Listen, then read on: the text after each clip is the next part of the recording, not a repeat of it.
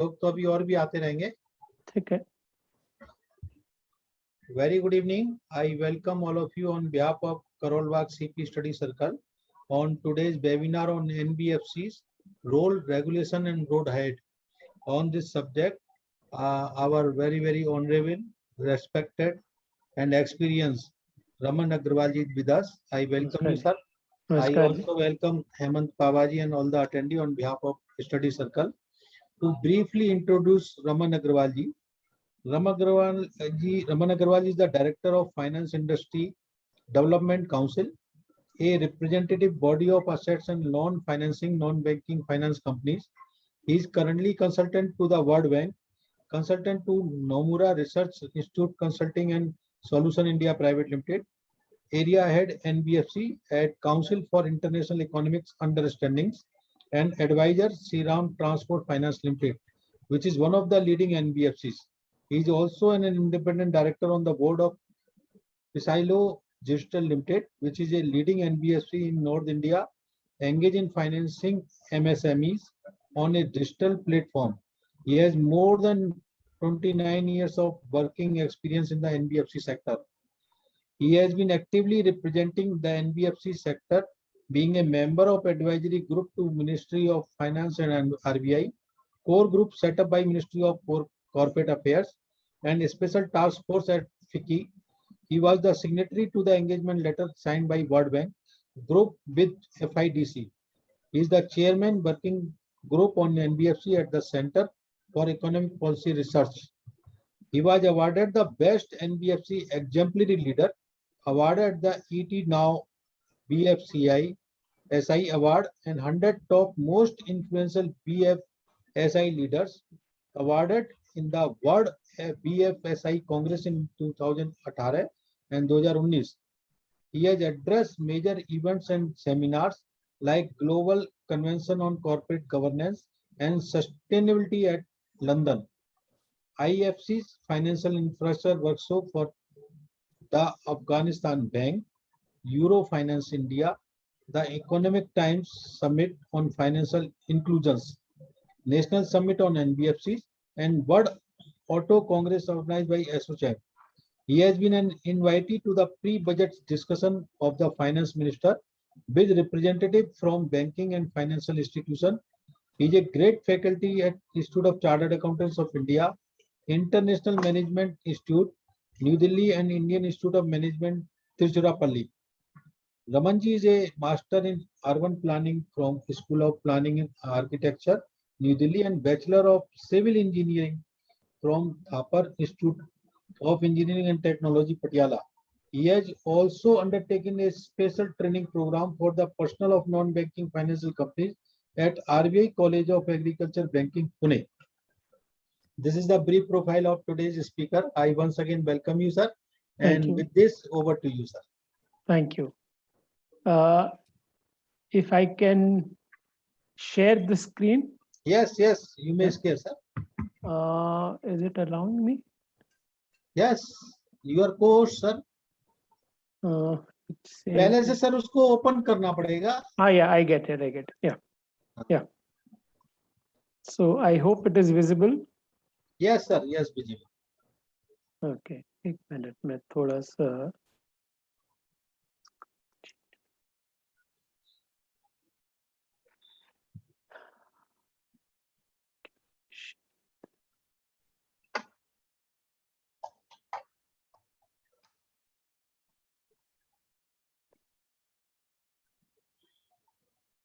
Okay.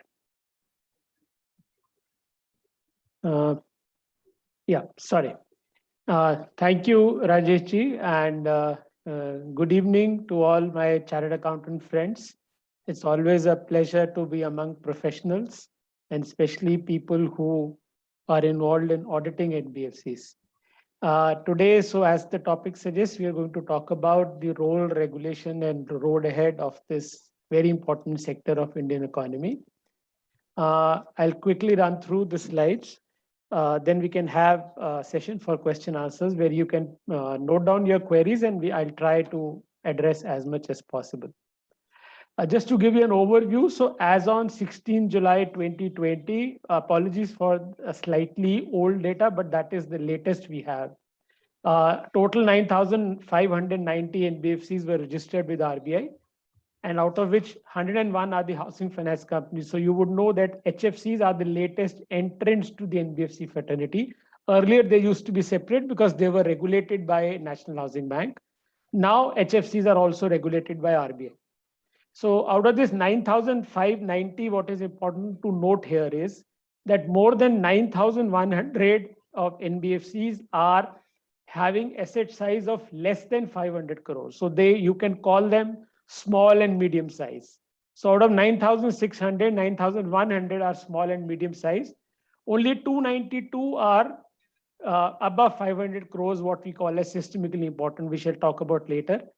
And the deposit taking NBFCs are only 64. So this number has been drastically coming down.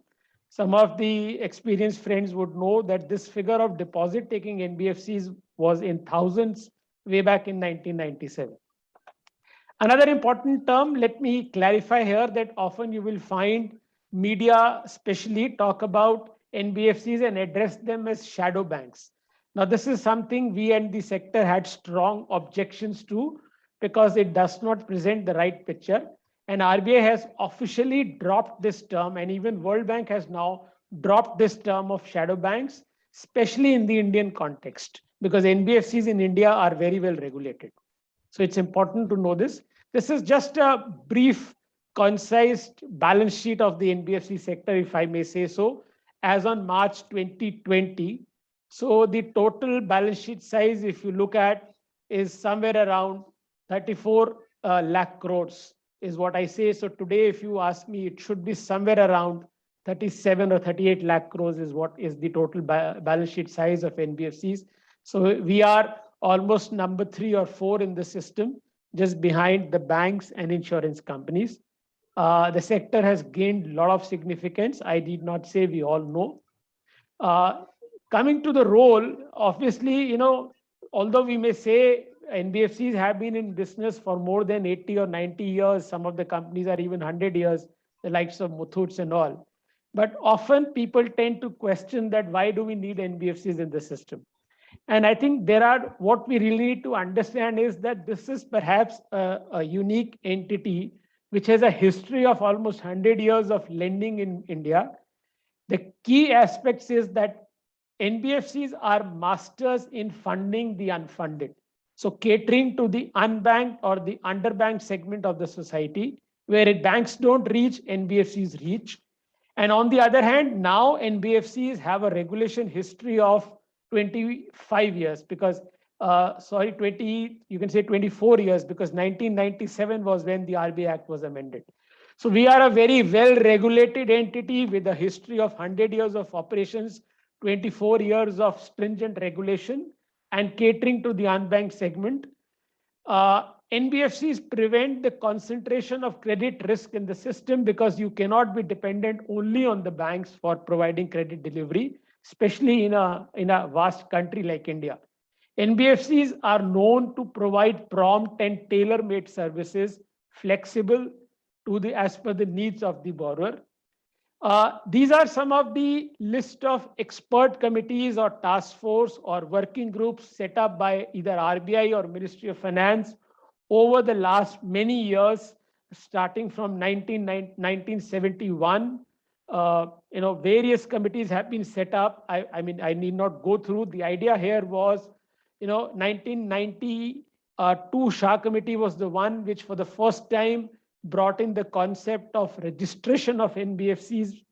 1998 Vasudev Committee was the one which was set up just after the CRB debacle happened. And based on the committee's recommendation, the RBI Act amendment was carried out and the entire paraphernalia of regulation of NBFCs came in. This 2003 Parliamentary Standing Committee on Finance is important for reasons I will touch upon slightly later. 2011, we all know the Usha Tharad Working Committee, and 2012 is the Key Advisory Group, which I was myself member of, Key Advisory Group on NBFCs. Now, why I'm bringing you these committees is because if you go through the reports, you will find one common feature in all these committees right from 1971 till date. All of them have unanimously acknowledged and appreciated the role of NBFCs in catering to the unbanked segment of the society, and therefore laid down the importance of NBFCs in the Indian system and Indian economy. So that was the key idea. Now, the definition of financial inclusion as given by RBI is before you and as it is there on the screen. If you just read the words on the underlined segments, appropriate financial products and services to the vulnerable groups of the society at an affordable cost in a fair and transparent manner by mainstream institutional players. So if you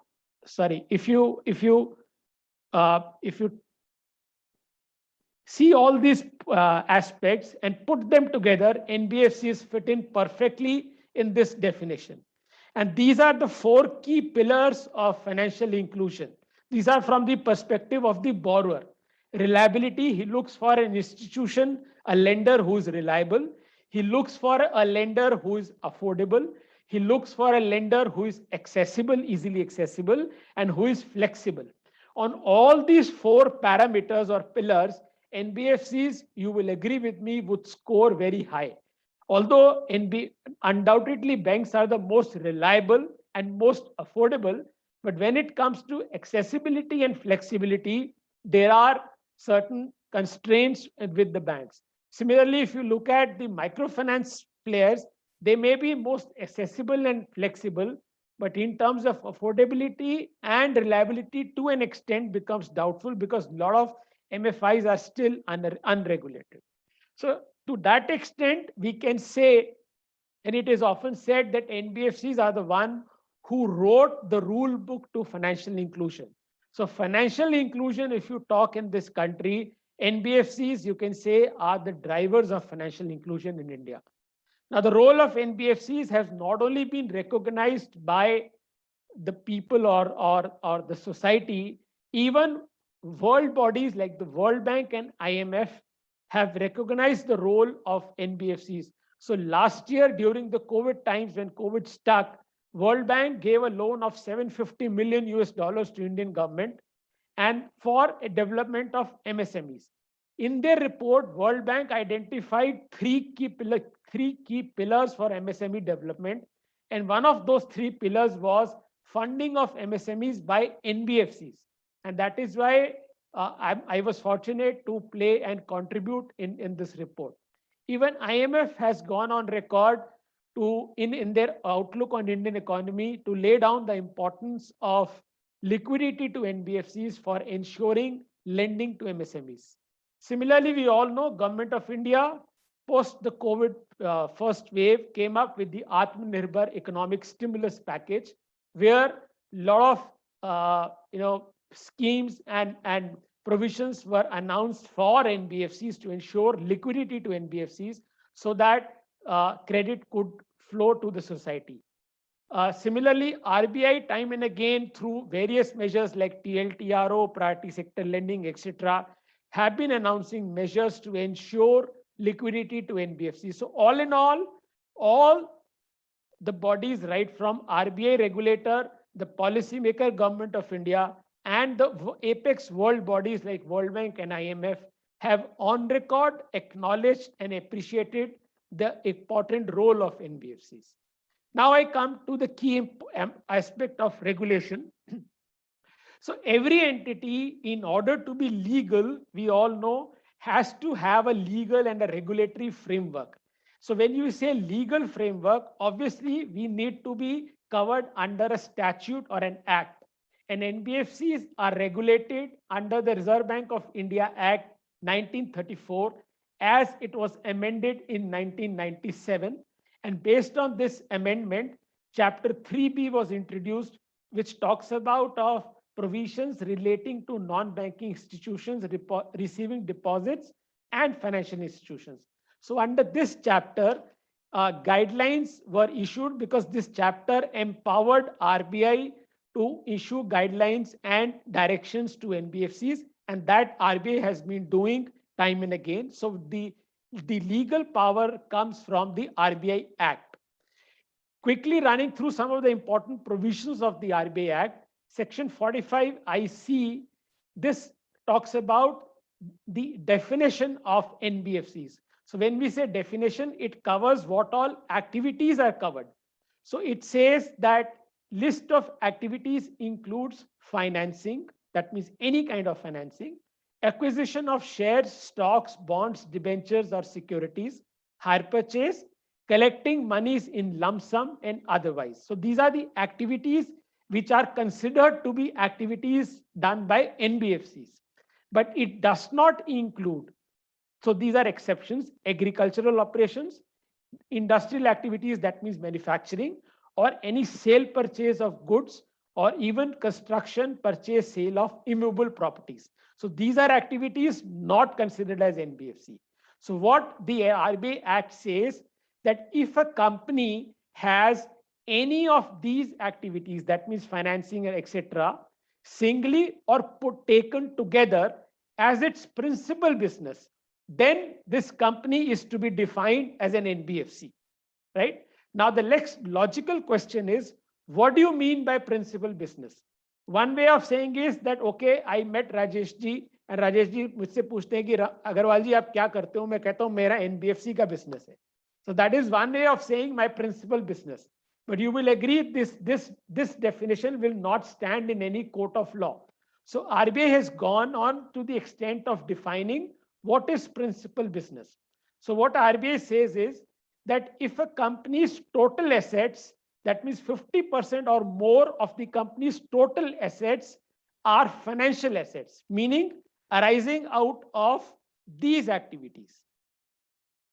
And so it's not or, it's and 50% of company's gross income is from these financial assets. So you have to satisfy both these criteria, that the total assets 50% or more should be from those activities, and 50% of gross income should also be from those activities.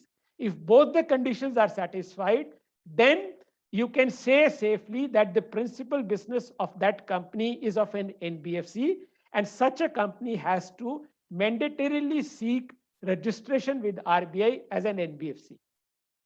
Just a quick rider here, that bank FD is not considered as a financial asset for the purpose of treating a company as NBFC. Because why this is done so? I mean, you could appreciate, suppose I have a manufacturing company, and it is possible that out of the savings of the company, I keep parking those savings in the form of bank FD. Tomorrow, it is likely that the bank FD quantum may grow to an extent that if I include this bank FD as a financial asset, my total assets will cross 50% limit. And then I would technically qualify to be an NBFC just because my FD amount is that much. So to take care of that anomaly, RBI said bank FD is not a financial asset.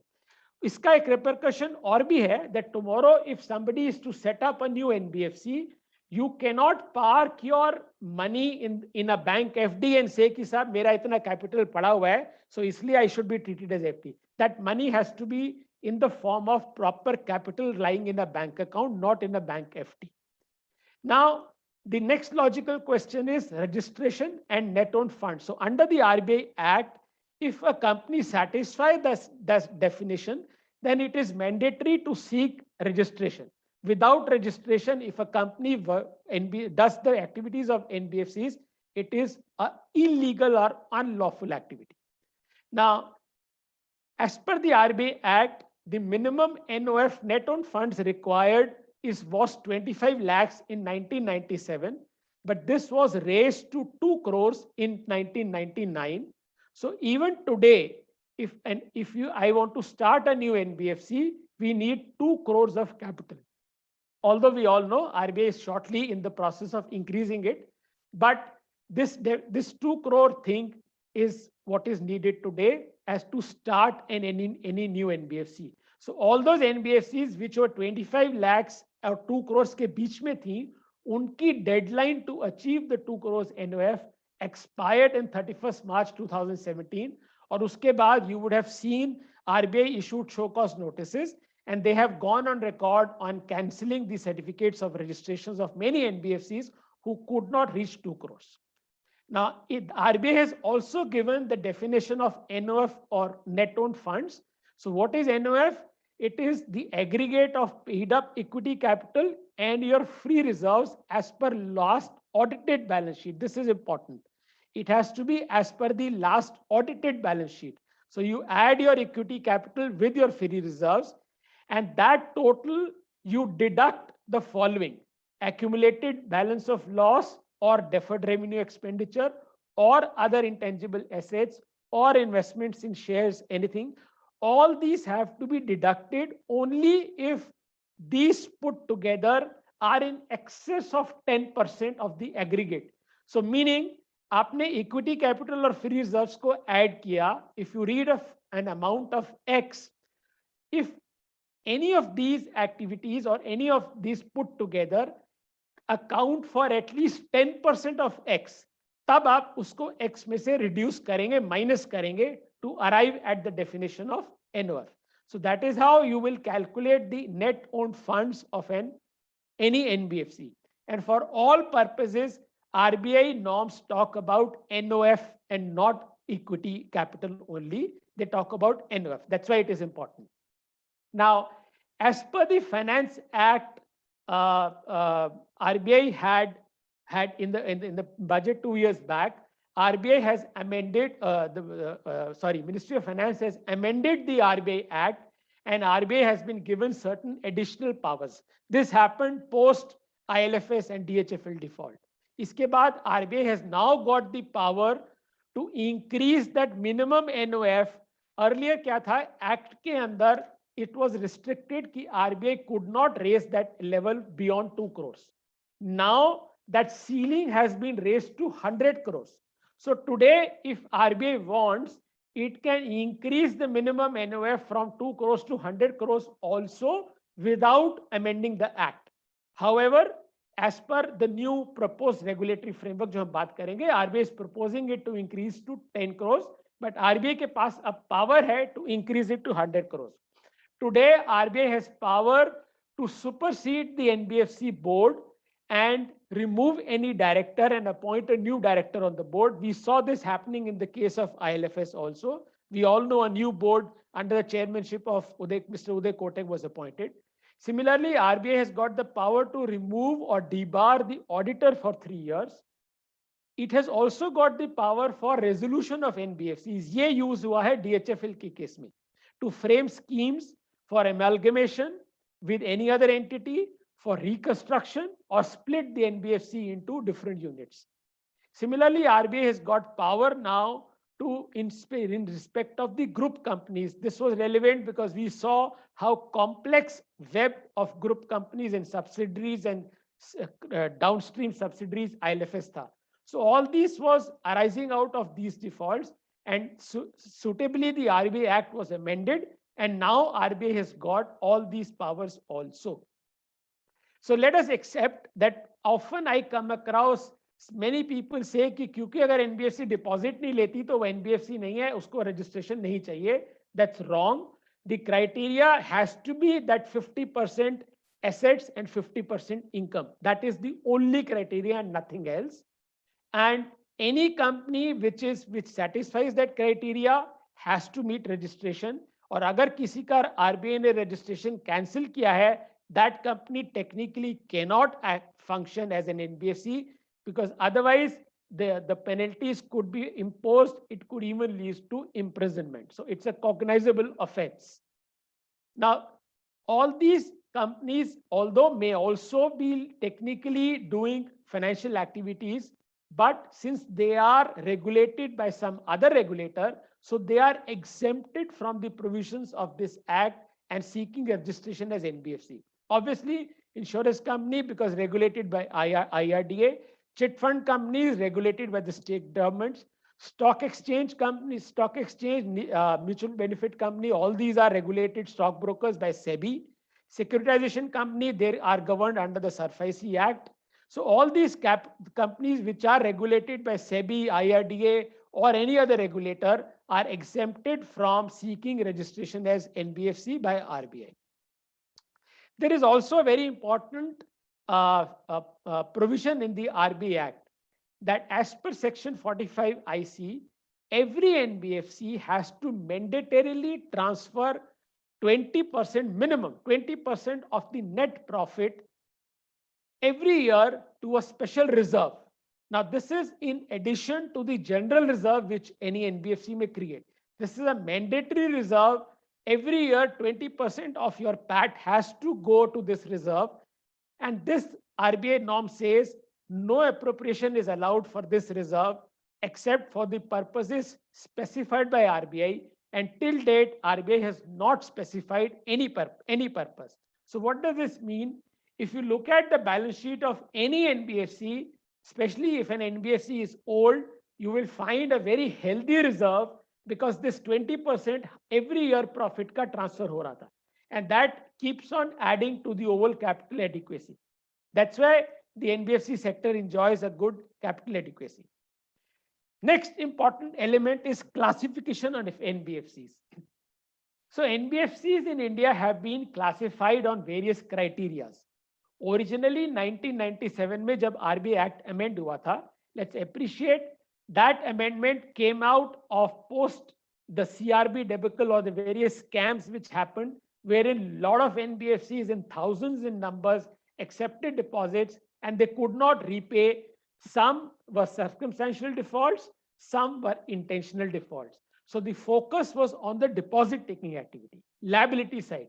So uske base par RBI ने एक norm बनाया, deposit taking NBFCs are NBFC D, non-deposit taking NBFC ND. ये classification बनाई गई based on your liabilities. As time passed and as NBFC sector started growing, RBI saw that the kind of lending which NBFCs were doing were very vast and very diversified. So based on your asset side of the balance sheet or the kind of lending which NBFCs was doing, RBI came up with this classification. So today, if an NBFC is doing any kind of lending and investment activity, it is classified as an investment credit company or ICC. If an NBFC is into infrastructure financing, it is IFC. Microfinancing, it is MFI. Factoring, it is factors. Similarly, core investment company is a CIC. And these are the new players, technology players, the peer-to-peer lending or NBFC P2P, account aggregators AA, mortgage guarantee MGC, non-operating holding companies जो RBI ने new banking license के लिए mandatory किया था to establish non-operative holding companies.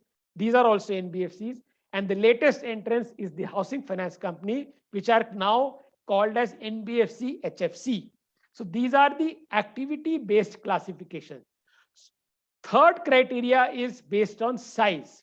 So as I said, initial focus of regulation was on the liability side. But as NBFCs grew in size and some of the NBFCs became so big that they were bigger than the banks. Today, if you look at some of the NBFCs' balance sheets are bigger than some of the banks' balance sheets. So based on that, RBI came up with a classification of systemically important. So what RBI says that any non-deposit taking NBFC with an asset size of 500 crores and above, as per the audited results, will be treated as a non-deposit taking systemically important NBFCs, meaning this NBFC is important to the system. So usko bola gaya NBFC ND-SI. So today, sitting today, all these classifications go parallelly. So a company can be NBFC D and it can also be any of these NBFC, ICC or IFC. And similarly, it can be an ND or ND-SI and also having any of these classifications. So ये सारी classifications parallelly चलती हैं, तीनों criteria आज की date में चल रहे हैं. They are in practice. And especially जो RBI certificate है, it mentions it. It mentions whether it is NBFC D or ND. It also mentions whether it is ICC or IFC or MFI. So this is mentioned in the RBI registration certificate itself. Then the way RBI norms are issued and the regulatory framework जो आज की date में है RBI का, वो basically is split into two buckets. First bucket is a stringent norms which comprises of all NBFCs D, that means deposit taking NBFCs, irrespective of size. Even if a company has 1 rupee of public deposits in its balance sheet, irrespective of its size, it is treated at par with systemically important. So non-deposit taking systemically important NBFCs and NBFCs D, इन दोनों को RBI ने एक same bracket में रखा है, and these both are subject to the most stringent RBI regulation today, which have been harmonized with that for banks. So almost bank-like regulation है इन दोनों categories के लिए. These NBFCs are also subject to on-site inspections, जैसे banks की inspection होती है, ऐसे every year NBFCs की भी on-site inspections होती है.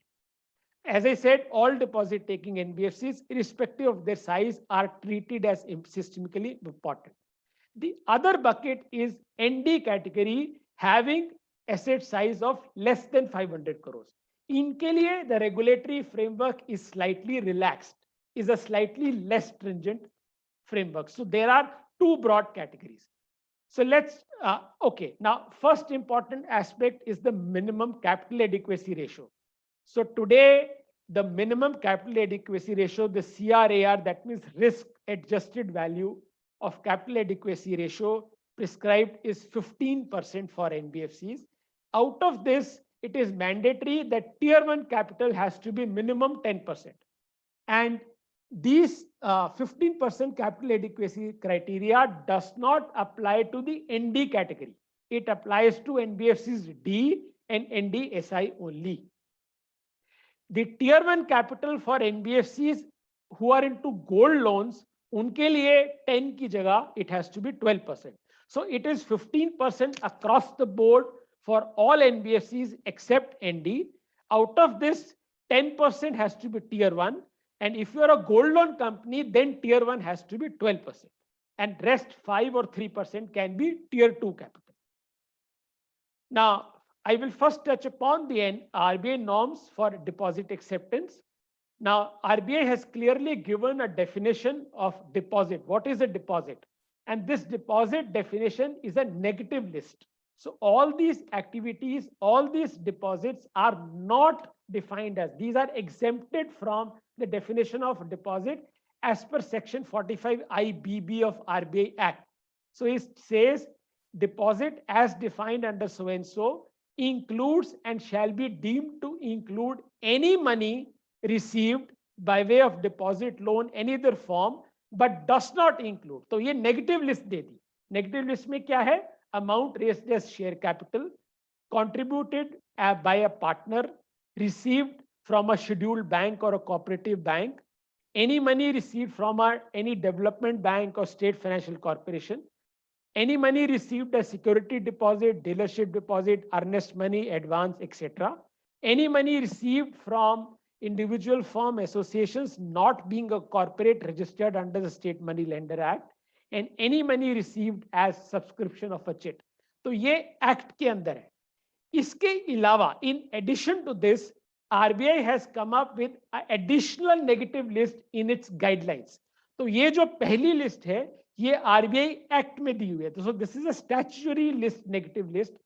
In addition to this, RBI has added to it, so any money received from any central state government, IDBI, LIC, JSE, NABARD, etc. is also not deposit. Any money received by a company from any other company, so that means ICD. Intercorporate deposit is also not public deposit. Any money received as share application money, debenture application money, bond debenture application money is also not deposit. Money received from directors and relatives as defined under the Companies Act is also not deposit. Deposit received from shareholders by a private limited company only. Secured debentures is also not deposit. non-convertible debentures with a maturity of 1 year and above or minimum 1 crore or above की अगर subscription है तो even unsecured debenture is also not deposit. Unsecured loans by promoters, money received from mutual funds, similarly CPs issued as per RBI guidelines, perpetual debt and infra bonds. So these are another set of negative lists. So all these amounts is not deposit. Baki, any other amount received in any other form is to be treated as public deposit. So it is a very clear-cut negative list given. For deposit acceptance, all NBFCs have to have minimum credit rating, minimum investment grade rating, and RBI has approved the following rating agencies: CRISIL, ICRA, CARE, Fitch, Brickworks, Equity जो पहले स्मेरा होती थी, and the latest is IVRPL. और उन सब की minimum investment grade ratings ये हैं. So any NBFC which is authorized by RBI to accept deposits should have a minimum rating of this as prescribed. Only then it can accept deposits. And the maximum limit which it can accept deposits is up to 1.5 times its net owned funds, right? उससे ज़्यादा नहीं ले सकते. और अगर कोई downgrading होती है, so immediately you have to stop accepting fresh deposits and stop renewals. You have to refund maturities on maturity. But let's be very clear that nobody forces you to repay prematurely. You have to repay deposits only as and when they mature. So let's be very clear. Often I find people getting confused कि अगर कहीं downgrading होती है तो आपको immediately repay नहीं करना है. जैसे जैसे deposit mature होता है आपको repay करते जाना है. Then as per the RBI Act, for deposit taking, there is a provision that you have to maintain an SLR of 15%, out of which minimum 10% has to be by way of government securities or government guaranteed bonds, and up to 5% can be in bank FDs also. This has to be based on the last working day of the second preceding quarter. तो काफी time मिलता है. So for example, for quarter beginning 1st October, आपका जो deposit था as on 30th जून, उस figure के base का 15% आपको 1st अक्टूबर से मेंटेन करना है for this quarter. So that is how you calculate, and there is a return to be filed. Plus you have to create a floating charge on your और liquid assets और जो SLR assets हैं, this charge has to be in favour of a trustee based on the trust deed which you have to sign, and trustee has to be a SEBI approved trustee, just like you have trustees for debentures issued, public issuances jo hoti hain. And there are certain rules for advertisement for deposit acceptance. Of course, there are certain other norms in terms of minimum 1 year, maximum 5 years, maximum interest आप 12.5% से ज़्यादा नहीं दे सकते. Brokerage maximum 2% is allowed, उससे ज़्यादा नहीं दे सकते. And then there is a provision of providing loans against deposits up to 75% of the amount and charge 2% additional rate or the contracted rate, and certain records which you have to maintain. For deposit taking NBFCs, there is a restriction in investment in land and building and unquoted shares, obviously to ensure that the public money should not get invested in speculative activities like land and building. So any NBFCD cannot invest in land or building any amount exceeding 10% of its NOF and 20% of its NOF in unquoted shares of another company. Of course, यहाँ पर एक rider है जो land and investment है, इसमें except for its own use, as you see this. So meaning अगर कोई NBFC की अपनी branches हैं या अपने offices हैं which it owns, वो इसमें calculate नहीं होगा. So ये जो 10 जो investment है, it is for the purpose of investment other than use. If you are investing in property, buying land or any property, उसमें आपका restriction है up to 10% of your NOF. Now coming to the RBI norms, the stringent norms for all NDSI and D. As I said, this is the most stringent norms. Obviously, prudential norms apply, जिसमें NPA is at par with banks. So asset classification norms 90 days होने पर you have to treat as NPA. पहले this was 360 days in case of lease hire purchase and 180 days in case of loans. but post Usha Thorat committee recommendation, this was brought at par with banks to 90 days. And there is a standard asset provisioning also, and income recognition, all as per the RBI norms. You have to do make provisions. All accounting standards as prescribed by ICI have to be followed, and there have to be board approved policies for accounting of investments as current long-term investments or current investments. Similarly, if you have any demand or on-call loans, you have to have a board approved policy.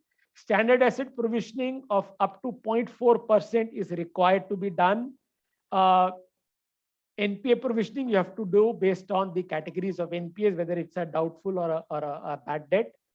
There are certain disclosures to be made in the balance sheet, which are mandatory. Then for these NBFCs with an asset size of 100 crores and above and all deposit taking, RBI has come up with, these are certain latest norms on liquidity risk management or the LRM. ये हुआ था post ILFS. So this talks of liquidity risk management policies, strategies, practices, MIS, internal controls, maturity profiling, liquidity risk management. All these are targeted to ensure that NBFCs should monitor their liquidity and ensure based on the risks you have enough liquidity with you in just in case the situation worsens. Similarly, there are guidelines on maintaining liquidity coverage ratio LCR, और वो prescribed है based on your size. So NBFCs having 5,000 crores of above asset size and ND, and all NBFCs D irrespective of size, are supposed to have LCR. LCR is high quality liquid assets as a percentage of total net cash outflows in next 30 days. Meaning अगले 30 दिन के अंदर जो भी आपके net cash outflow होने वाला है, which could be by way of your laid out expenses or maturing liabilities, उसका certain percentage you need to maintain in high quality liquid assets, HQLA.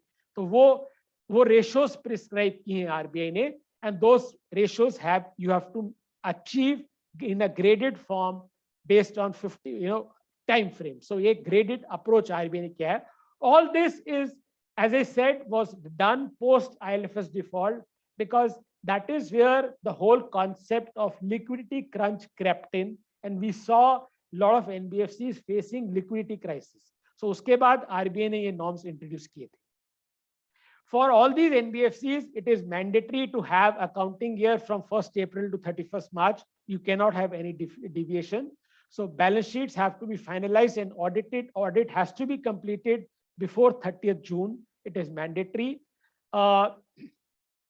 If you see NBFC balance sheet, there has to be a specific schedule appended to every balance sheet. You may know, I think that's under 9AA करके कुछ है, which has a special appendix by way of addendum to the balance sheet. There is a separate schedule जिसमें certain RBI ने prescribe किए हुए हैं, certain key parameters have to be clearly spelled out. So this is unique to NBFCs and not available to other categories of companies here. Of course, then any change in address, directors or editors within 1 month of occurrence, you have to inform RBI. और कुछ भी change होता है, address अगर change होता है, directors का office का एड्रेस चेंज होता है, और एनी डेजिग्नेशंस प्रिंसिपल ऑफिसर्स की change in specimen signatures etcetera have to be all informed to RBI within 1 month. There are norms for restructuring which are similar to those for banks. So this we are again talking for NBFCs of NDSI and NBFCs D. Such companies have to maintain mandatory demat accounts. So everything has to be in demat only. For deposit taking NBFCs, you need to have separate demat accounts for SLR account and a separate demat account for all other investments and all other securities. NBFCs, for providing loans against security of listed shares, there is a restriction of LTV, that means loan to value ratio of 50%, not more than that. And it has to be, if you are providing loan against the security of shares, it has to be only against the security of group fund securities as collateral. And you have to report online to stock exchanges on a quarterly basis. there is a clear-cut prohibition on NBFCs lending against the security of their own shares. So no NBFC can take its own shares as security and give loans against that. That is not allowed. If you are lending against the gold jewelry, the LTVs is slightly more stringent. Maximum LTV allowed is 75%. And there are certain further norms in terms of branches. If you have more than 1,000, you need to have RBI permission. So this is only for gold loan companies. There is also credit concentration norms, obviously saying as never put all your eggs in the same basket. So for all these companies, if you, in terms of lending, you cannot lend more than 15% of your NOF to one single borrower or one single entity, and 25% of your NOF to a single group of borrowers. Similarly, for investing, you cannot invest more than 15% of your NOF in one single company or 25% of your NOF in single group of companies. And if you are into both lending and investing put together, then the restriction is 25% of NOF in single party and 40% of your NOF in single group, lending and investing put together. So these are norms prescribed to ensure that you don't get stuck and put all your eggs in one basket. There is a diversification and a spreading of the risk. Now I come, so these were the broad RBI norms for the stringent category, जो deposit taking NBFCs थी, irrespective of size, or NDSI. Now we come to the NBFCs ND, जिनके लिए RBI norms थोड़े relaxed हैं, as I said. So relaxed meaning, as I said, उनके लिए they are exempted from that 15% capital adequacy, उनके लिए नहीं है. However, उनके लिए RBI is prescribed a maximum leverage ratio of 7. So you cannot leverage more than 7 times of your capital. तो broadly हम देखें तो बात वहीं पर आ जाती है. Similarly, उनके लिए the NPA norms as on date are lax. It is not 90 days. It is 360 days if it is a lease or hire purchase, and it is 180 days in case of loans. So this is a very clear-cut, distinct advantage for these companies. उनके लिए standard asset provisioning is also 0.25% as against 0.4% for the NDSI or NDSCD. No credit concentration norms इनके लिए apply नहीं होते. And by way of reporting, there is only one annual report which they have, annual return which they have to file to RBI, and no on-site inspections. So RBI ने उनको थोड़ा सा relax छोड़ा हुआ है because they are not accepting public money. So this is concise forms. Now I move to certain set of miscellaneous norms which are applicable to NBFCs in general. So these are, first of course, is Fair Practices Code. This is obviously to ensure that NBFCs function in an ethical manner. So there is a Fair Practices Code which says that any loan application, you have to communicate to the borrower, tell him the documents, you have to provide him a proper acknowledgement for receipt of loan application. Similarly, agar loan approve hota hai, you have to give him a sanction letter which should clearly mention the amount of loan, annualized rate of interest, meaning usko kitna interest rate padega, the actual, not the age old system of flat rate of interest jo NBFCs karti thi, wo sab khatam ho gaya. You have to quote actual rate kya padega in terms of IRR. You have to also tell them what is the penalty for any late payment, and also mandatory furnish a copy of the loan agreement duly signed both the parties. और अगर कोई भी change होता है terms and conditions में, proper आपको intimate करना है.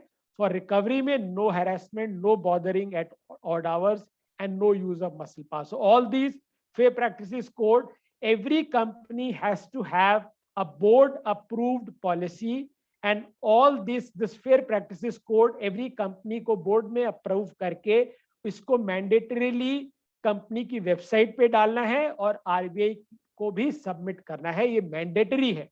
It is for all companies. You have to have it, and also if display it or make it readily available at your offices.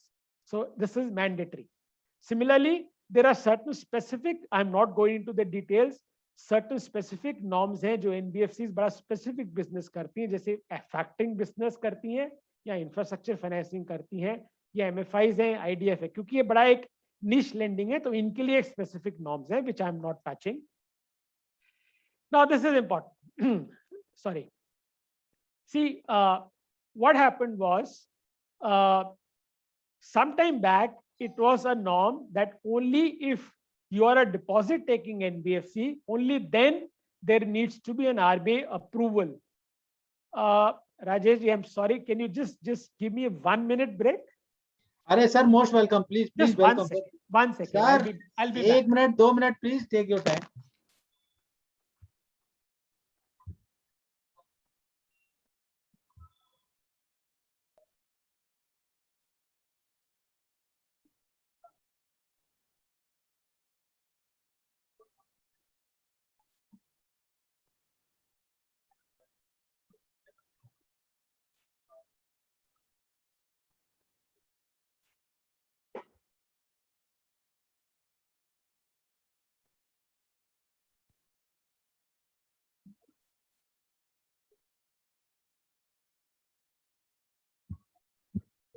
Sir, and हाँ जी sir, ji sir. Yeah.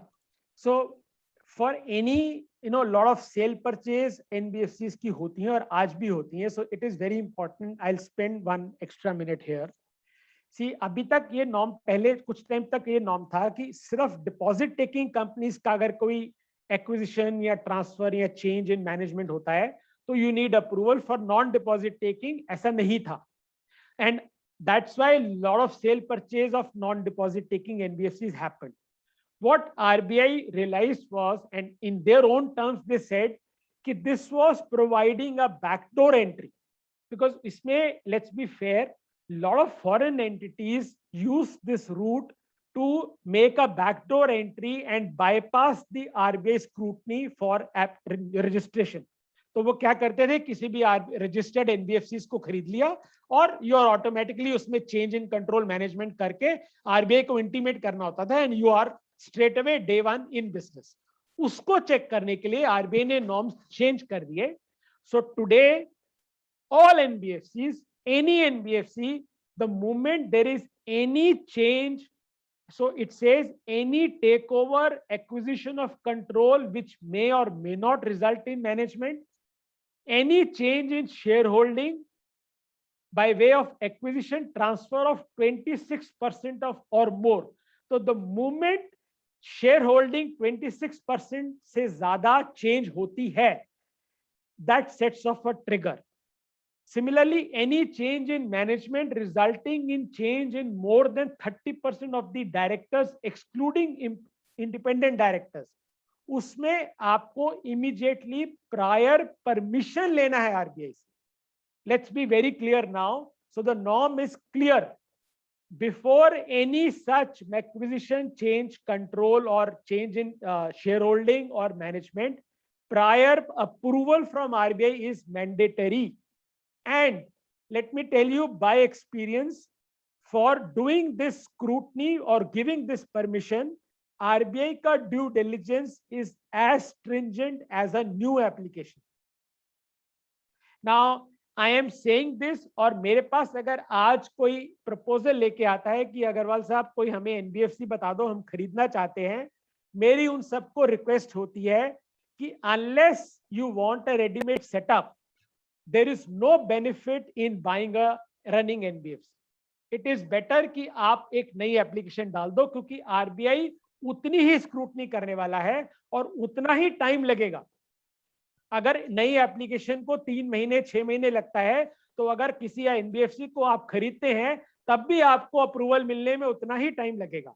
So there is no incentive to buy a NBFC. सिर्फ एक incentive मिलता है कि आपको एक readymade setup मिल जाएगा. All other incentives are gone now. So this is very important. Let's not be carried away by somebody trying to mislead you. So it is a prior approval और RBI बहुत strict है आज की date में इस पर. Plus there has to be a prior public notice about change in control after RBI permission. 30 days before effecting the sale, and this has to be given in one leading and one vernacular newspaper. And this has been plugged to, as I said, ensure there is no backdoor entry. क्योंकि RBI चाहता है कि आज की date में जो भी इस बिजनेस में घुसे वो इस बिजनेस को एज सीरियसली ले जितना सीरियसली वो बाकी एक्टिविटीज को लेता है, and he or she should be subject to stringent RBI scrutiny. So that is very important. Similarly, there are guidelines for corporate governance. Many of them are similar to as the corporate governance norms as per Companies Act. There are minor additions to it. So जैसे audit committee में minimum 3 directors होने चाहिए, and this is same as the Companies Act. You have to have nomination committee में there has to be a fit and proper status, and risk management committee has to be there in addition to ALCO. Appointment NBFCs with asset size of 5,000 crores and above have to mandatorily appoint a CRO, Chief Risk Officer. It is mandatory, who should function independently, और उसका identification उसका clear has to be intimated. That CRO should clearly identify, measure, and take steps to mitigate any risk which he or she may foresee coming in. Then there is a fit and proper criteria spelled out for appointing directors on the board of any NBFC. There is a provision that rotation of partners, of course, ये सब अब change हुआ है. I'll come on to the new guidelines of statutory auditors. And there is framing of internal policies, board approved policies have to be done. Certain disclosures and have to be mandatorily made in your balance sheet. Now, these are norms for opening of branches, subsidiaries, joint ventures, offices or investment offices abroad. So कोई भी NBFC अगर offshore activity करना चाहती है कर सकती है, but there are certain conditions. So any offshore activity has to be with prior approval with RBI. The investment has to be, cannot be in non-financial services. It has to be in core activities only. And overseas activities में 100% of NF से ज़्यादा नहीं कर सकते. उसमें कुछ NPA, आपके net NPA 5% से कम होना चाहिए, कम से कम 3 साल का profit making track record होना चाहिए, and of course FEMA and KYC करना है. And there are certain other spelled out norms. I need not list out. You can read out. They are self-explanatory. So I mean, you have to have, so अगर आपने कोई subsidy खोलनी है तो उस पर क्या liability आएगी, अगर कोई JV बनाना है तो क्या liability है, all that is spelled out. KYC norms, I need not say, you all are aware. Prevention of Money Laundering Act 2002 equally applies to NBFCs as it applies to banks or any financial institutions, and equally NBFCs have to report to FIU. It is very, very important on all the CTRs, the cash transactions and the STRs or the suspicion transactions. All this reporting has to be done on a monthly basis to the Financial Intelligence Unit, FIU of Ministry of Finance. RBI ने NBFCs को allow किया है to issue co-branded credit cards with banks. इसमें key rider ये है कि कोई risk participation नहीं होना चाहिए, risk पूरा बैंक का होगा. The role of NBFCs will only be in providing marketing services and such kind of services and get a fee income. No risk has to be taken by NBFCs. So इसके ऊपर a lot of work has been done, and some NBFCs like Shriram etc. have come up and issued co-branded credit cards with the banks. Similarly, NBFCs are allowed to distribute mutual fund products. The certain basic norms are laid down as prescribed by RBI, which you have to follow. And certain miscellaneous norms, जैसे वो do not call registry के लिए था, all those have to be registered with the with TRAI. Our NBFCs have to mandatorily account for deferred tax liabilities, deferred tax assets. This has to be clearly spelled out in your profit P&L statements.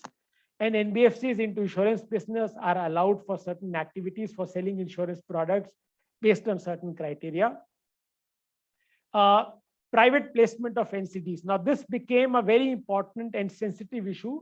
A lot of NBFCs bypassed the deposit taking activity by issuing secured debentures on private placement. So RBI felt that this became a quasi public deposit acceptance. तो उसको plug करने के लिए RBI ने norms बड़े stringent कर दिए हैं. तो अगर एनबीएफसी प्राइवेट प्लेसमेंट से एनसीडी सिक्योर्ड एनसीडी इशू करती है तो उसमें रिस्ट्रिक्शन है that maximum number of investors can only be 200 in one financial year, और आप जो है उसमें the subscription has to be minimum 20,000 and maximum 1 crore. अगर 1 crore से नीचे है तो it has to be fully secured and the tenure has to be at minimum 1 year and you have to have a board approved policy. So it has put a certain riders and restricted the amount and the quantum which you can raise by way of private placement of secured debentures, because this does not fall under the definition of deposits. NBFCs cannot be partners in any partnership firms or LLPs. So NBFC cannot itself be a partner with any partnership firm. All NBFCs, this is also important. यहाँ पर बहुत सी companies I have found and even lot of auditors are not very fully informed. आज की date में all NBFCs, it is mandatorily to become members of all credit bureaus. So 4 credit bureaus है जो market में CIBIL, Equifax, Experian and CRIF-I-Mark. सारी NBFCs को इन चारों का मेंबर बनना है और इन चारों को रिपोर्ट करना है. It is mandatory. Similarly, all equitable mortgages जो NBFCs के पास created in their favor after 31st March have to be mandatorily registered with CERSAI. ये भी एक mandatory है. बहुत सी NBFCs ने ये नहीं किया है. This needs to be done. And NBFCs are allowed to act as sub-agents for money transfer business, and NBFCs may offer safe deposit locker facility also by charging certain fees. Now, this is also another very critical element of cash. All my chartered accountant friends, you would know, the section 269 SS of Income Tax Act कहता है कि आप 20,000 और उससे ज्यादा का amount cash loan नहीं दे सकते, और 269T कहता है कि आप 20,000 उससे ज्यादा का कैश रीपे नहीं कर सकते. तो अभी तक क्या था, NBFCs were using a lacuna in the system. तो मैंने जो कहा 269 कहता है कि आप 20,000 से ज्यादा का कैश लोन नहीं दे सकते, वो तो ठीक है, चेक से देते थे. बट जो रीपेमेंट होती थी वो ऑफन वी फाउंड NBFCs बड़ा अमाउंट भी कैश में ले लेती थी. तो ये 269T का वायलेशन इस तरह से नहीं होता था कि वो ओनर्स बोरोर के ऊपर है. The act says you cannot repay in cash. The act does not say that you cannot accept repayment of cash. So NBFCs were accepting repayment in cash, तो NBFCs बच जाती थी इस प्रोविजन से. Owners borrower के ऊपर आ जाता था, and the borrower being ignorant were openly violating the norms. So धड़ल्ले से NBFCs were accepting cash repayments. इस चीज को RBI ने प्लग कर दिया है, और इसमें ये किया कि RBI ने अब ये कह दिया कि इसमें अब the onus of compliance to 269 SS and T has to be by NBFCs. So NBFCs have to ensure compliance. ये RBI ने कह दिया. तो अब ये RBI ने onus NBFCs पे डाल दिया कि आप 269 SS और T को वायलेट नहीं करेंगे. अगर वायलेट होता है, चाहे बोरोर करे, ओनस आपके ऊपर भी आएगा. So this is just to plug that loophole. So there are similarly RBI guidelines on securitization, जिसको हम direct assignment भी बोलते हैं, जिसमें there is a minimum holding period, there is a minimum retention criteria to ensure NBFCs have skin in the game. Because बीच में एक phase आया था जब ऑन टैप सिक्योरिटाइजेशन होने लगा था, मीनिंग इधर लोन डिसबर्स किया और साथ के साथ ऑनलाइन सिक्योरिटाइज कर दिया. तो it was a practice which was called as lending to sell. मतलब मैंने अगर लोन दिया और उधर उस लोन को बेच दिया, तो उसको स्टॉप करने के लिए आरबीआई ने ये गाइडलाइंस बनाई थी कि आपको मिनिमम 6 महीने या 3 महीने के लिए उसको अपनी बुक्स पर रखना है, मिनिमम कुछ परसेंटेज अपनी बुक्स में रिटेन करनी है, और इस तरह के कुछ क्राइटेरिया प्रिस्क्राइब किए हुए हैं. Similarly, there are RBI guidelines on outsourcing. So this could be outsourcing for any activity which includes recovery. which includes verification, which includes any sourcing. So कुछ भी आप आउटसोर्स करते हैं उसके ऊपर आरबीआई के नॉर्म्स हैं. Similarly, NDSI, NBFCs को आरबीआई ने अलाउ किया है to act as authorized category 2 forex dealers, should have minimum ratings और certain criteria है. There are few other important norms. Of course, NBFCs के ऊपर Ind AS accounting system लागू कर दिया गया है, which is only applicable to NBFCs. Banks के ऊपर नहीं है, insurance के लिए नहीं है. So NBFCs having 500 crores and above, that means NDSI, are today following Ind AS since 1st April 2018. हालांकि आरबीआई को 2 साल लगे इसके ऊपर एक क्लियर सर्कुलर लाने में, उसके ऊपर अब आरबीआई ने इशू किया है. सो उसमें आरबीआई ने एक बड़ी अनफॉर्चुनेट बात है जिस पर हम आज काफी आजकल रिप्रेजेंट करते हैं. तो इसमें एक कॉन्सेप्ट है एक्सपेक्टेड क्रेडिट लॉस का. I am sure you would know that you don't have to see the 90-day criteria, वो अलग है. You have to come out with a board approved policies of what is your expected credit loss in any loan, and based on that you have to make provisions. तो अब Ind AS में ये कहा गया RBI ने कि अगर मान लीजिए आपने किसी लोन को based on expected credit loss, supposing आपने हाइपोथेटिकली आपने कहा कि इसमें प्रोविजन बनता है 100 रुपए का, लेकिन अगर आईरेक नॉर्म्स के हिसाब से चले और आरबीआई के नॉर्म्स के हिसाब से चले तो वो अगर 90 दिन के एनपीए के हिसाब से उसका प्रोविजनिंग बनती है 110 रुपए की. तो हमने ये सवाल उठाया कि क्या अगर हम 100 रुपए की प्रोविजनिंग करें एज पर ईसीएल तो आरबीआई एक्सेप्ट करेगा? The answer was no. So what RBI said कि अगर आईरेक नॉर्म के हिसाब से और 90-day क्राइटेरिया के हिसाब से आपकी प्रोविजनिंग ज्यादा आती है एज कंपेयर टू ईसीएल, तो वो जो बैलेंस है आपको एक इंपेयरमेंट रिजर्व में रखना पड़ेगा. मीनिंग आपको प्रोविजनिंग तो बेसिकली मिनिमम 90-day नॉर्म के हिसाब से रखनी ही है. अगर आप ज्यादा करते हैं it's well and good, but the criteria for making that provisioning क्या क्वांटम होगा वो आप ईसीएल फॉलो करेंगे, expected credit loss, and there has to be a clear cut board approved policy on this. So this Ind AS accounting system में काफी issues हैं. I am not going into the details. Many a times it clashes with the RBI norms. And unfortunately आज तक RBI ने इसको matter को clarify नहीं किया है. आज की डेट में this has created a twin balance sheet issue in the NBFC sector. क्योंकि एक तरफ हमें 90-day फॉलो भी करना है, दूसरी तरफ ECL भी फॉलो करना है. सिमिलरली सिक्योरिटाइजेशन को लेकर भी कुछ इश्यूज आते हैं, but broadly for the sake of today's presentation, NBFCs are following Ind AS. Then co-origination, I'm sure you would know, this is a very fantastic model spelled out by RBI, जहां पर RBI ने कहा है कि NBFCs have been allowed to do a joint lending with bank, जिसमें bank और NBFC एक mutual agreement sign करते हैं कि अगर एक बोरोर को 100 रुपए लोन देना है तो 80 रुपया बैंक देगा, 20 रुपए NBFC देगा, दोनों अपना अपना रेट चार्ज करेंगे.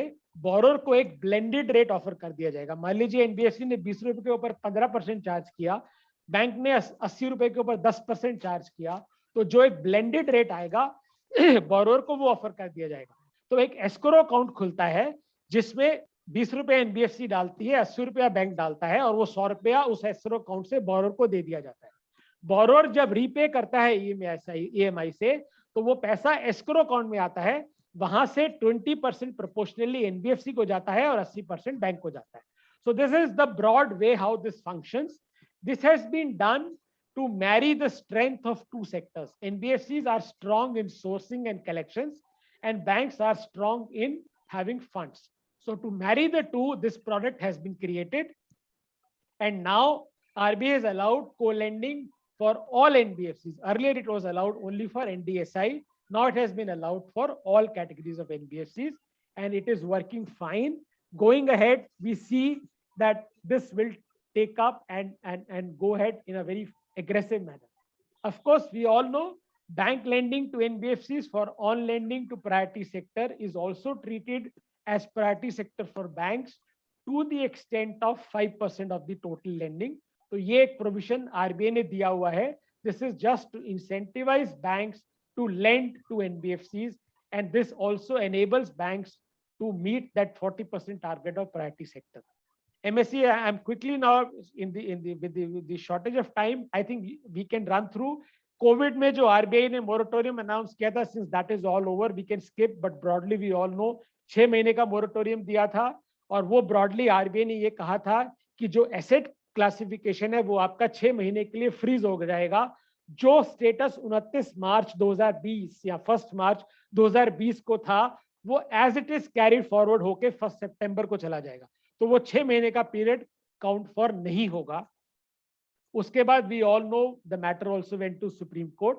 बट ये सब करने के लिए और एसेट क्लासिफिकेशन बेनिफिट उठाने के लिए एनबीएफसीज को 10% प्रोविजनिंग करना था. 5% क्वार्टर एंडेड 31 मार्च और 5% quarter ended 30 June.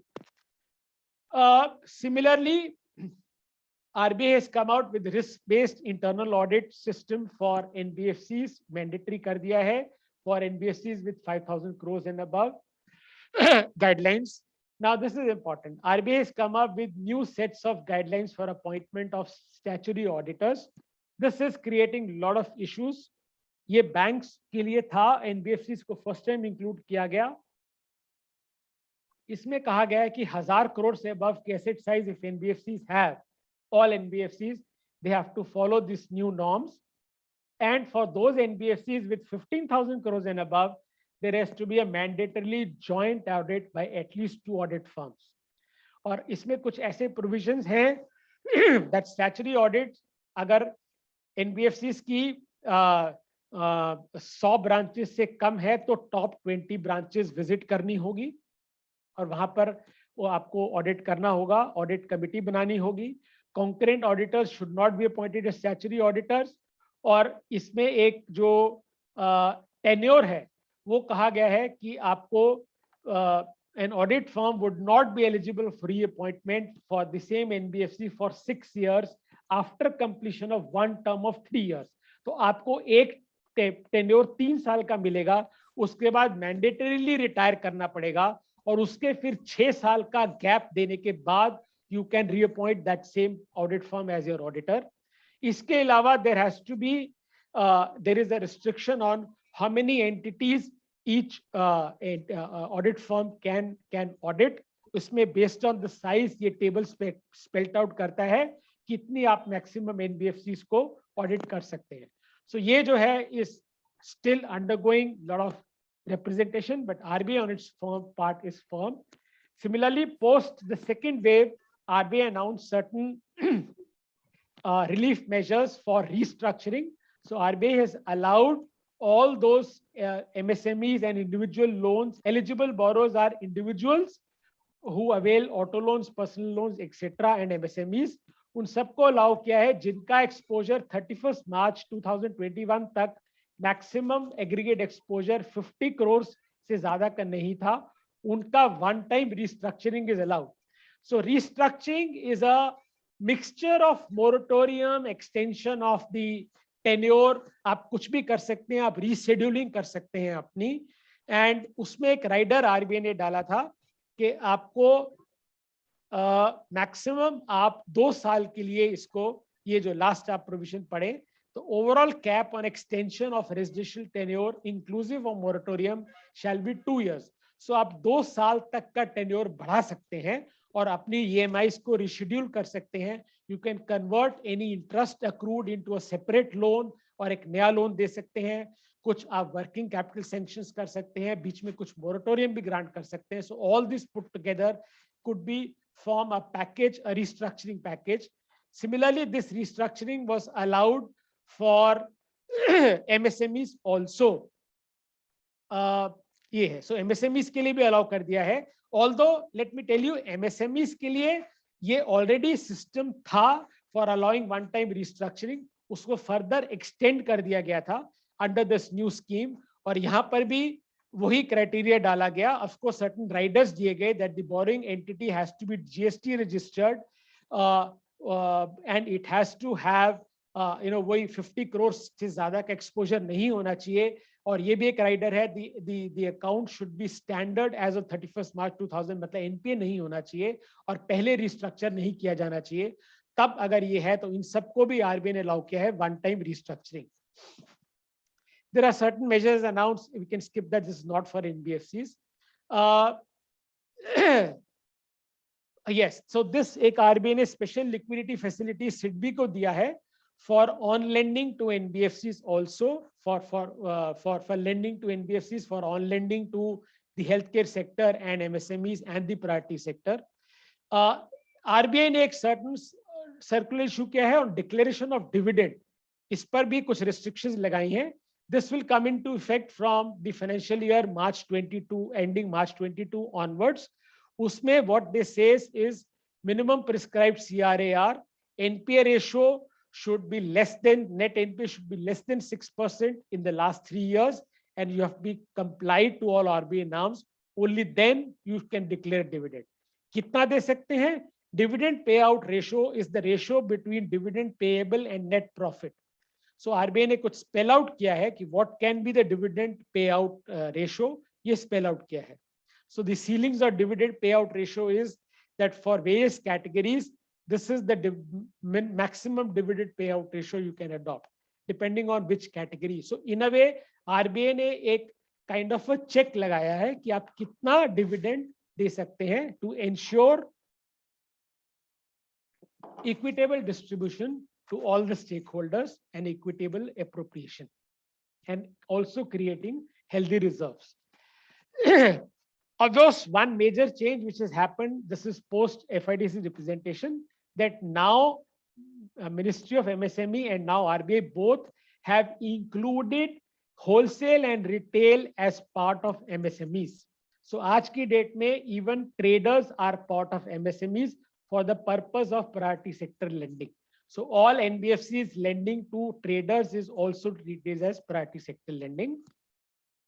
Going ahead, what RBI has proposed is, I can quickly tell you, RBI ने अभी एक draft discussion paper दिया है जिस पर अभी feedback लिया था, and now they are expected to issue the new framework anytime. तो इसमें RBI ने एक pyramid structure propose किया है जिसमें RBI ने कहा है कि 4 लेयर होंगे. सबसे नीचे बेस लेयर होगा. बेस लेयर में कौन सी एनबीएफसीज होंगी? सारी एनबीएफसीज एनडी जो non deposit taking, non systemically important है, और वो सारी बेस लेयर में रहेंगी. तो अगर हम फिगर्स में जाए तो 9,500 में से 9,100 और इसमें आ जाएंगे. इनको आरबीआई लैक्स रेगुलेशन रहेगा जो आज की डेट में भी है. मिडिल लेयर में एनबीएफसीज डी डिपॉजिट टेकिंग और एनडीएसआई, ये सारी मिडिल लेयर में आएंगी और इनके ऊपर रेगुलेशन स्ट्रिंजेंट रहेगी जो हम देख रहे हैं. और एक इनके ऊपर एक अपर लेयर बनाया जाएगा which will comprise of 25 to 30 top NBFCs in terms of size.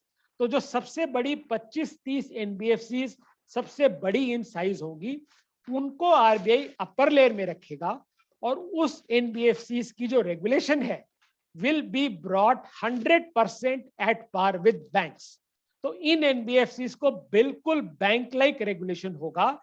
Plus इन एनबीएफसीज को आरबीआई एक ऑप्शन देगा that if they want they can apply for a banking licence. So these NBFCs will be given an option to convert to a bank, or they can continue to be in the upper layer and subject to bank like regulation. So ये 3 layer बनेंगे.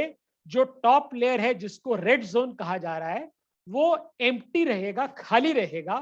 ये RBI ने उन NBFCs के लिए रखा है जहां पर during the course of its supervision, on site inspection और मार्केट रिपोर्ट्स आरबीआई को लगता है कि these NBFCs are facing certain stress. उन एनबीएफसीज को उठा के आरबीआई टॉप लेयर में डाल देगा और these NBFCs will be almost 24/7 monitored, supervised by RBI to ensure that they don't fail. तो आरबीआई ने ब्रॉड बेस इस तरह का प्रपोज किया है. कुछ मेजर चेंजेस जो प्रपोज आरबीआई कर रहा है इसमें, वो बेस लेयर में कर रहा है कि जो एंट्री लेवल है जो आज की डेट में 2 करोड़ है, इसमें आरबीआई 20 करोड़ प्रपोज कर रहा है कि now to set up a new NBFC minimum NOF required will be 20 crore. However, we at FIDC have represented that this should be brought down to 10 crores. And my gut feeling is that this will be 10 crores. However, RBI ने 20 crore कहा है.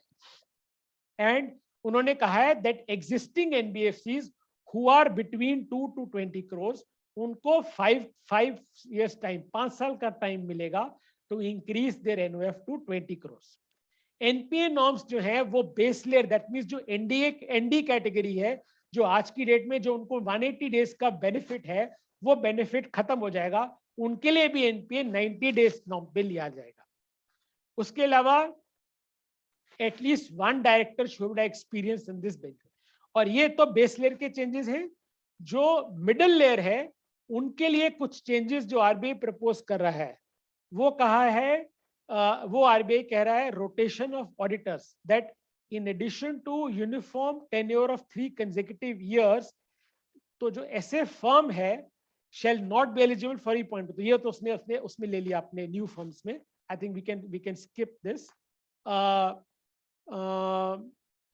Not much to be added. I think we can, for the time we can skip. Of course, base layer में ये भी कहा जा रहा है जो अब इसमें sorry जो upper layer है, they have to come up with a chief compliance officer. They have to have common equity tier. तो उनको बैंक की तरह जो रेगुलेशन होता है, जो CET1 कॉन्सेप्ट है, वो लाया जा रहा है. सो अपर लेयर को ब्रॉडली बैंक की तरह रेगुलेट किया जाएगा. मिडिल लेयर का प्रेजेंट सिस्टम कंटिन्यू रहेगा विद सर्टेन एडिशंस. और जो बेस लेयर है उसमें एंट्री लेवल को बढ़ाकर 2 करोड़ से 20 करोड़ कर दिया जाएगा. सिस्टमिकली इंपॉर्टेंट डेफिनेशन जो 500 करोड़ है उसको 1000 करोड़ किया जाएगा. That is what RBI is proposing. और ये एक पिरामिड स्ट्रक्चर बनाया जाएगा. सो this is the proposed new regulatory framework. Coming to the key challenges today, I'm quickly now winding up in another 2 minutes. Today, if you look at the challenges faced by our NBFC sector is primarily here. While on one hand, we keep talking about making the regulatory regime more and more bank-like. Often we see NBFCs, and we do respect, a lot of economists say कि NBFCs का regulation banks के जैसा कर देना चाहिए. That is laughable because you cannot do one side. What about the certain benefits, certain associated benefits? जैसे for example, आज भी NBFCs do not enjoy certain benefits which banks do. For example, all EMIs जो एक corporate borrower NBFCs को देता है, आज भी TDS कटता है. There is no exemption on TDS. आज भी benefit under section 36(1)(a) on NPA provisions जो banks को 10% allowed है, NBFCs को only 5% है. SARFAESI Act में enforce करने के लिए there is a limit threshold of 20 lakhs, and there is no system for a regular dialogue. Today, NBFCs have no platform to have a regular dialogue with RBI or ministry. We do a firefighting. ऐसा नहीं वो हमें नहीं मिलते, but there is no system. आपने सुना होगा RBI governor and both finance minister hold regular meetings with the banks and Indian Bank Association, but there is no such provision for NBFCs. So there are certain challenges which we are representing to RBI. We hope matters shall be taken care of soon. I think I've already run out of time. So thank you all, and I shall be open to any kinds of queries or questions which you may have. Thank you. Thank you, boss. अभी कुछ ही मुझे लगता है 4 ही queries है sir. मैं quickly पूछ लेता हूं आपसे. बताइए. Sachin Singhal ji is asking requirement of registration with CICS, applicability on NBFC limit. कोई NBFCs को लिमिट है कि 2 करोड़ तक वालों को नहीं पूछा जाएगा, ये क्या है? या चारों को कोई ना कराए, क्या है? रिपरकशन क्या है यदि हम चारों के साथ रजिस्ट्रेशन ना कराए तो? So up you are saying नहीं, repercussions you are saying अगर सही से नहीं करते हैं, see its repercussions यही है that RBI, as I said, has the power to impose penalty. Obviously, लेकिन RBI ऐसे नहीं करता है. Initially पहले वो show cause notice देगा, आपको बताएगा कि आपने ये violation किया है. They will expect you a certain reply. नहीं करते हैं तो RBI has the power to levy some monetary penalty also on the company. Then बाकी जहां तक जो any violation of any RBI norm आप मान के चलिए आरबीआई को पावर है पेनल्टी इंपोज करने के लिए. Let's be clear on that. नहीं सर, इसमें जहां तक आपने वो भी बात की ऑल 4 क्रेडिट ब्यूरोज का, वो भी यही है कि it is mandatory to register. See इसमें मैं सचिन जी आपको एक चीज और बताना चाहूंगा. If you are an auditor to any NBFC, you should educate them. It's in the own interest of NBFC. अगर आप देखिए, अगर आप चारों से रजिस्टर नहीं करेंगे तो आप, अगर आपका जो डेटा है वो अगर एक ही ब्यूरो के पास जाएगा तो दैट बोरोर अगर आपके पास डिफॉल्ट करता है can escape the eyes of any other lender tomorrow, and he can use that, leverage that, और वो कहीं और से लोन भी रेज कर लेगा, which will not be in the company's interest also. So it is in everybody's interest that all lending data should go to all bureaus. Sir, what is the responsibility of the statutory auditor in this regard? See, in this regard, let me tell you, sir, आप मान के चलिए कि de facto responsibility auditor के ऊपर भी आती है, although there may not be a direct action, but RBI has the power to question auditors also. There are clear cut norms to issue कि आपने इस पर क्यों नहीं, why didn't you raise this point in your audit, और अगर आपने audit में ये पॉइंट पकड़ा था तो why don't you report it to the board. You should have reported to the board at least कि ये एक वायलेशन है. So, let us not always look at from the angle of being penalized. Let's appreciate the fact that as an auditor, all kinds of responsibilities to ensure compliance kahin na kahin se directly or indirectly aata hai. So if you notice any such violation, please, I mean, initially it can be just by way of an informal information or kind of a notice to the company ki sab aap ye ho raha hai, please do it, before it obviously catches the eye of the regulator. But we should ensure that this should happen. Sir, if an statutory auditor finds such uncompliance on the part of NBFC, is it sufficient to statutory auditor only to report in the auditor report, or there is a mechanism to report directly RBI? There is a provision. Us par there is a separate circular I have not touched upon. There is an independent circular for auditors also, what all violations or qualifications have to be mandatorily reported to RBI. नहीं करते हैं तो RBI action लेता है. उसमें even RBI को power है आपका लाइसेंस कैंसिल करना, वो भी रिकमेंड किया जा सकता है. तो इसलिए ये सब जो है उसके लिए there are clear guidelines to auditors also. Next question, Girish Sharma is asking whether a retired banker is required as a director for conversion of a company into NBFC.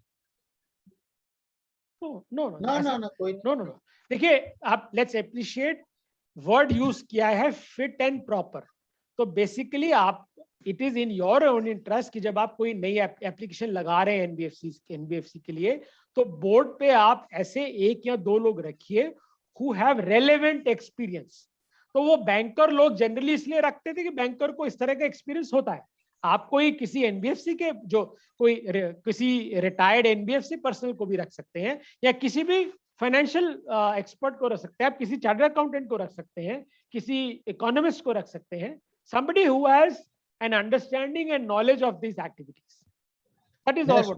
Next question, Sachin Singhal is asking, does even a non-deposit taking NBFC to change or statutory auditor after 3 years, and from when it is applicable?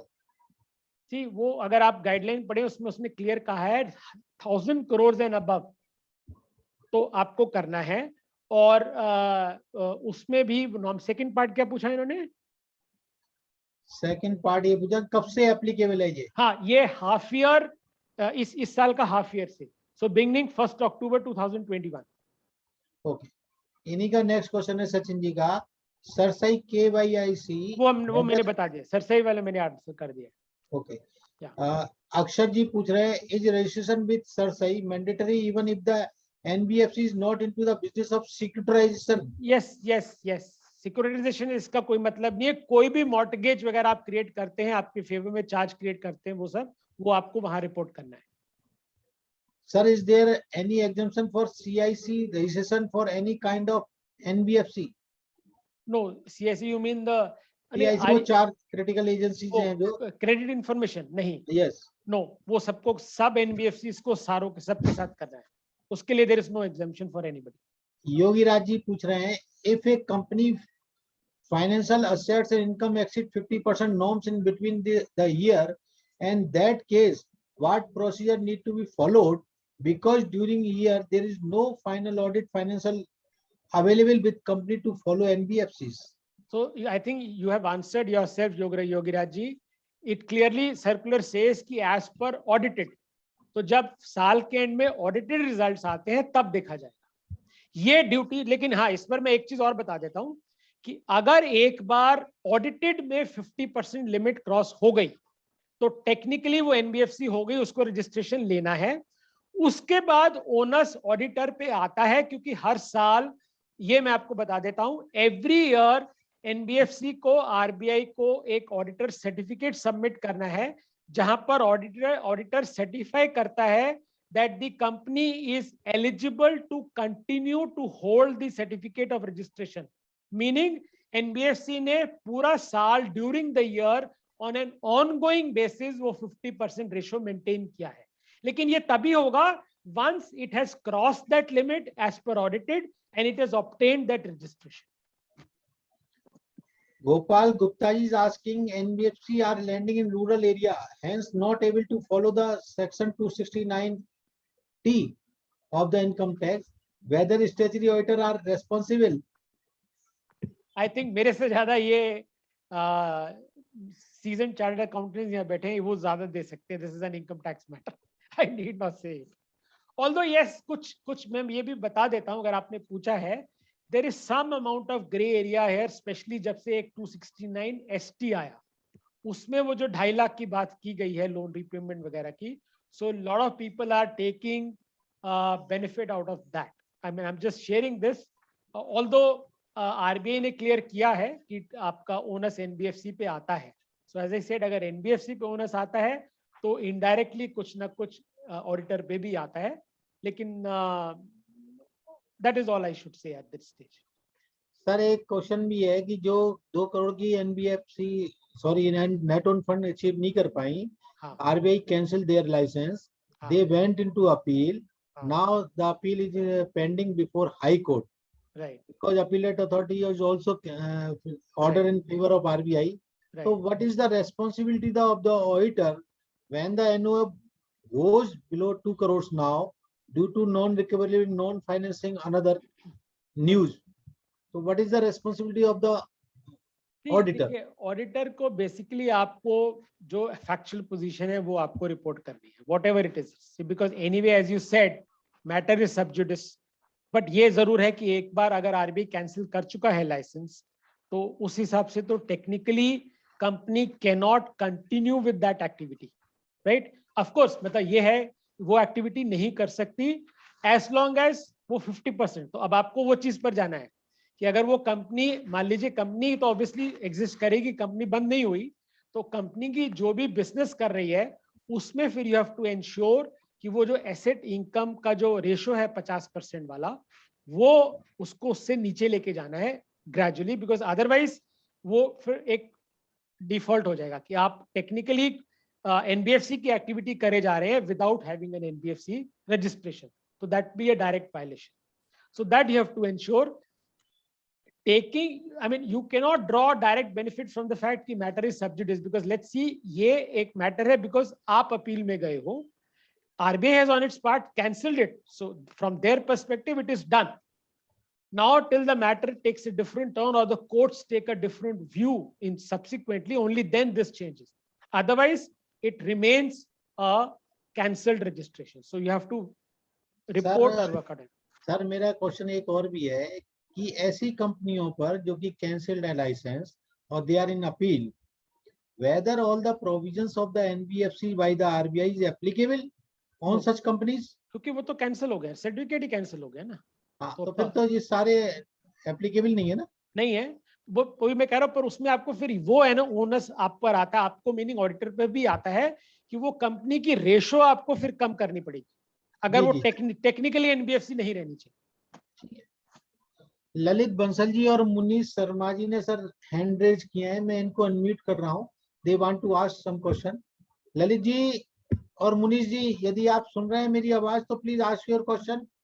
You raise the hand. Lalit ji, Munish ji, Jagdish Ajmani ji, यदि आप पूछना चाह रहे हैं तो पूछिएगा। हाँ जी sir, good evening sir. Good evening. Sir मेरा पॉइंट है कि मेरे पास स्मॉल बॉरोअर्स काफी हैं, लेस देन 1 लाख के नंबर और मोर देन 5000 केसेस हैं। उन सबको मैं चारों एजेंसीज में रजिस्ट्रेशन कराता हूँ, तो it is very tedious job. तो इन हालात में मुझे क्या करना चाहिए? Sorry, so I'm slightly not clear. So are you a NBFC or are you an auditor? Yes, I'm an NBFC. I'm NBFC. You are an NBFC. Yeah. तो आप see, देखिए, मतलब let's be very clear on that fact. There is no escaping from that rule. Whether आपके पास borrower 10 है, 20 है, 10,000 है, 10 लाख है, amount loan का 10 रुपए है, 10 लाख है, 20,000 है, कुछ भी है. All you have to register and report to all the data. Of course, everything is now system driven. Yes, ये I think काफी हद तक already ये हो गया है और future में तो ये होने वाला है कि there will be at least compatibility in terms of reporting. So the same format can be uploaded or shared with all the 4 bureaus. आपको हर एक के लिए अलग फॉर्मेट नहीं बनाना पड़ेगा. तो क्योंकि अब ये सब सिस्टम ड्रिवन हो गया है, everything has to be online and done system driven, so there is no escaping. So let's be clear on that front. As of now, there is no provision to bypass that provision. कुछ भी है, कितने भी borrowers हैं, कितनी भी lending है, आपको चारों bureaus पे register करके उनके साथ ये data report करना है. Thank you, sir. Thank you. Lalit ji, आप कुछ पूछना चाह रहे हैं? Lalit ji, ask your question. Lalit ji, are you listening me? मुझे लगता है उनका क्वेश्चन ना सर पूरा हो गया होगा जब आपने ये किया था. Maybe. तो एक मेरे ख्याल मुनीश, अच्छा मुनीश जी ने पूछ लिया, I don't know. Yeah, ठीक है, fine. Anyway sir, thank you very much for your. Thank you. अच्छा, एक क्वेश्चन और आया है. अक्षत जी पूछ रहे हैं, is there a registration with CERSAI for securitization और only when there is a securitization transaction we have to report it with SARSAI? No. I think this is a confusion some people have. See, this has not to do anything with securitization. जो भी mortgages वगैरह जो भी charge आपकी favour में create जैसे जो होता है वो सब सरसाई को रिपोर्ट आपको करना है. That's it. So this has not to do anything with the securitization transactions only. Thank you Raman ji for your very nice. Sir एक लास्ट क्वेश्चन सर. यदि मेरे पास मॉर्टगेज नहीं है, इवन देन मेरे को उसमें रजिस्ट्रेशन कराना है सर? नहीं, मतलब तो फिर क्या आपका क्या है? What is it? What you are doing? What is the kind of lending you are doing? Unsecured. That finance that vehicles.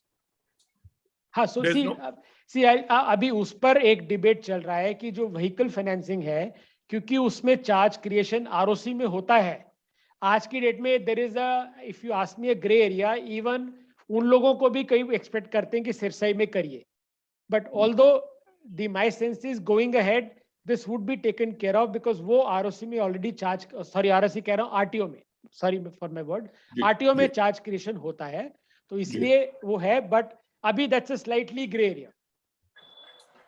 यदि मॉर्टगेज नहीं है तो वी कैन skip also. यदि मॉर्टगेज लोन नहीं है तो. जी सर. ठीक है अजमानी साहब. Thank you sir. Thank you Raman ji for your wonderful deliberation and very detailed deliberation and clearing all the myths and confusion in our minds. You have started from the definition of the NBFCs, started way back from 1997 when the act is came, and you also covered very beautifully assets classification, income recognition, accounting standards, and what are the responsibilities of the statutory auditor also. And you also very beautifully covered the latest provisions of the NBFCs, what is the RBI is so hard on the NBFC, and by the seeing the data, only 94 companies who are deposit taking are in the market, in spite of all these things. So once again, I am thankful, sir. Thank you very much. Thank you. Uh, Thank you. आनंद दुआ जी also thank you, sir. आप कुछ पूछना चाह रहे हैं दुआ साहब? You just join us. आप अनम्यूट कर लीजिए सर. It जी has sir. been a thorough deliberation और इन्होंने सारे aspects उसके cover कर लिए थे. So thankful to you, sir. Welcome, sir. Thank you. Thank you. Thank you. Thank you, sir. Thank you very much. So he's a genius, sir.